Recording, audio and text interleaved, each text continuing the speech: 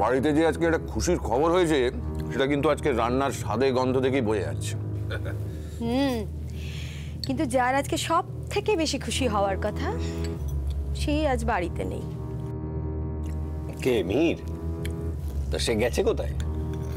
তুই যেখানেই যাক, কিন্তু তার বাবা হওয়ার অনারে যে সুখাদ্যগুলো আমরা খাচ্ছি সেটাই তো সে মিস করছে।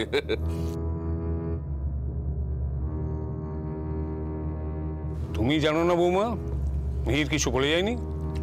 এবারের ছেলেরা আর বলে কবে কোথায় যায়। অদ্ভুত ব্যাপার, বিয়ে করে কাজকর্ম সব লাটে তুলে দিয়ে বাড়িতে বসে কাটালো, আর এরকম একটা সুখবরের পর বাড়ি থেকে বেরিয়ে চলে গেল। তোমরা খাও না, আমি খোঁজ নিয়ে দেখছি। আর খোঁজ নেবে? এটা অন্যায়। সত্যি দাদা, আপনার বৌমার মুখটা দেখুন কিরকম ভার হয়ে আছে। সব দোষ তো মিহিরের। কোথায় বাবা হতে যাচ্ছে, দায়িত্ব কেন আর বাড়বে, তা না হুট করে বাড়ি থেকে বেরিয়ে চলে গেল। সে তো বেরিয়েছে অনেকক্ষণ, এই তো ফিরে আসবে মনে হয়। কিন্তু ও বেরোতে গেল কেন? দাদা তোকে কাজকর্ম থেকে লম্বা ছুটি দিয়ে দিয়েছে। ও আমার কি মনে হয় জানো, ওর ভাবি সন্তানের জন্য শপিং করতে গেছে। তুমিও না সুজয়, আছে কাঁটাল গোপের তেল। আরে এই তো সবই জানা গেল, এখনো তো 7-8 মাস দেরি। তা অবশ্য ঠিক। এর মধ্যে কত কিছু ঘটে যেতে পারে।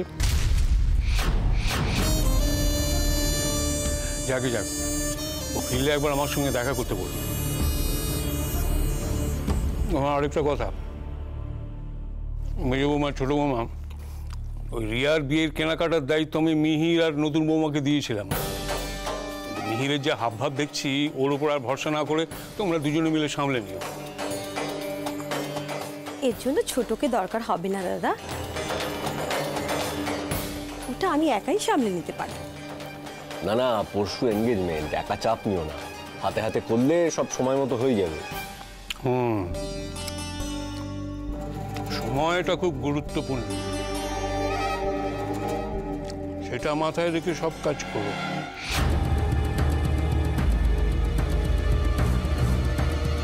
আজ হঠাৎ আবার অভিরূপ মুখার্জি অন্য সুরে গাইছে কেন? যখন যখন এরকম ভোল পাল্টেছে তখনই কিছু না কিছু ফাঁদ পেতেছেন উনি। এবার কি ছুটকি?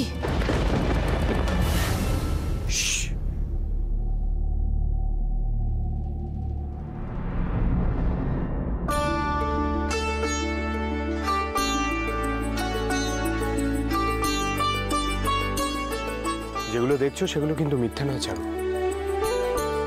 আমি সারাদিন ঘুরে খুঁজে পছন্দ করে এগুলো কিনেছি তোমার জন্য। আচ্ছা এগুলো খুলে দেখো তো তোমার পছন্দ হয়েছে কিনা। কি হলো দেখো? তুমি যদি ভেবে থাকো এই জিনিসগুলো দিয়ে তুমি তোমার গতকাল রাতের বলা কথাগুলো ভোলাবে, তাহলে কিন্তু খুব ভুল করছো। চারু, এই কটা দামি জিনিস দিয়ে তুমি তোমার নিজ মানসিকতা ঢাকতে পারবে না।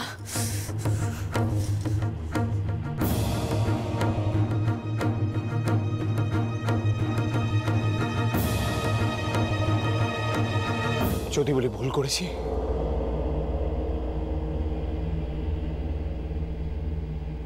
ক্ষমা করবে না আমায়? চারু, চারু, আই এম সরি।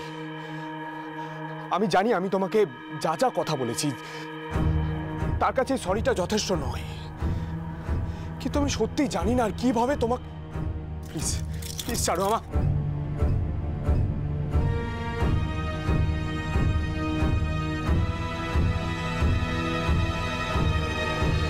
গায়ে হাত দেবে না তুমি, আমার বলেছি না আমি তোমায়। আমি তোমার গায়ে হাত দিচ্ছি না তো।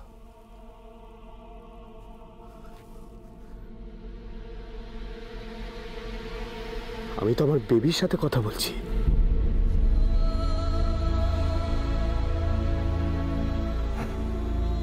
হেই, তুই শুনতে পাচ্ছিস আমার কথা? তোর মাকে বল না পাপাকে ক্ষমা করে দিতে, প্লিজ বল না। Sorry Charu, very very very sorry. Please আমাকে ক্ষমা করে দাও, প্লিজ প্লিজ চারু, প্লিজ।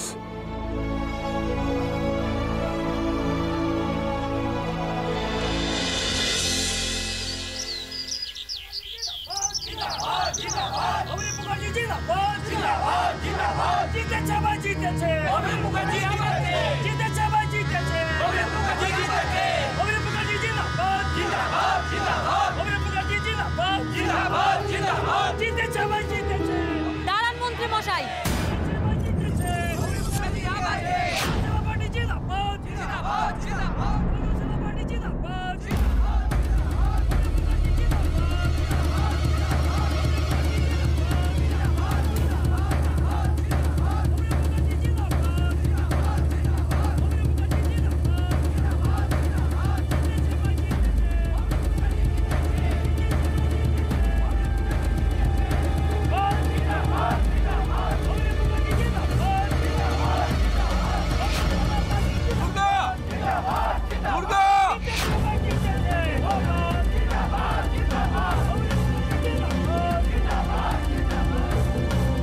বোঝো, জনসাধারণকে বলো আমি সবার অভাব অভিযোগ শুনবো। তারা যখন আমায় ভোট দিয়ে জিতিয়েছে, আবার মনোনীত করেছে, তখন তো আমার দায়িত্ব সব সমস্যার সমাধান করা। সবাই তোমার জন্য অপেক্ষা করছে কিছু শোনবার জন্য। তুমি তুমি মঞ্চে ওঠো, আমি দেখছি।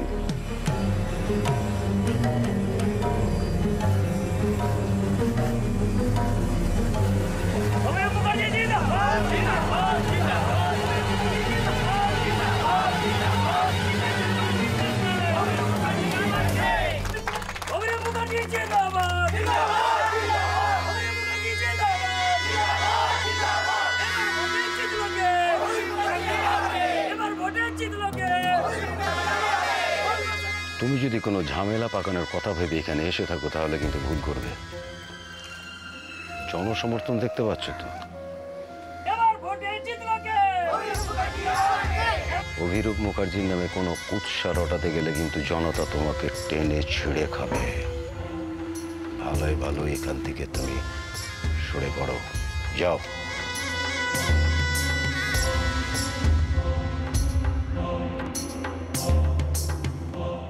আমাদের মাননীয় মন্ত্রী শ্রী অভিরূপ মুখার্জি মহাশয় আমাদের মধ্যে এসে উপস্থিত হয়েছে। আমরা এবং অনন্তপুরের সকল বাসিন্দা আজ প্রচন্ড আনন্দিত তাদের সেই পুরনো নেতাকে আবার 5 বছরের জন্য তাদের পাশে পাওয়ার জন্য।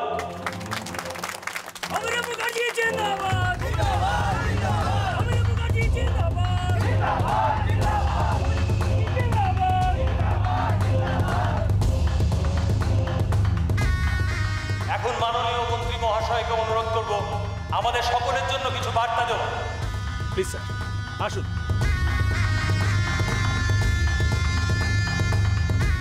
প্রথমেই জানাই আপনাদের সবাইকে অনেক অনেক ধন্যবাদ। একজন ভালো নেতা খুঁজে নেওয়া খড়ের গাদায় ছুঁচ খোঁজার মতোই কঠিন কাজ, আর আপনারা সেই কঠিন কাজটাই করেছেন। আমাকে আর আমার দলকে ভোটে জিতিয়েছেন।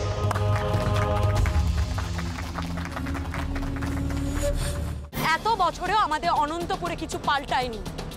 আজও পাকা রাস্তার ব্যবস্থা করা হয়নি। এক টুকরো জমির জন্য আমাদের পিছনে উঠে পড়ে লেগেছে আমাদের শেষ করে দেবে বলে। কিন্তু আমি বলবো, প্রথমে আমাদের পেছনে গুন্ডা লেলিয়ে দিয়েছেন,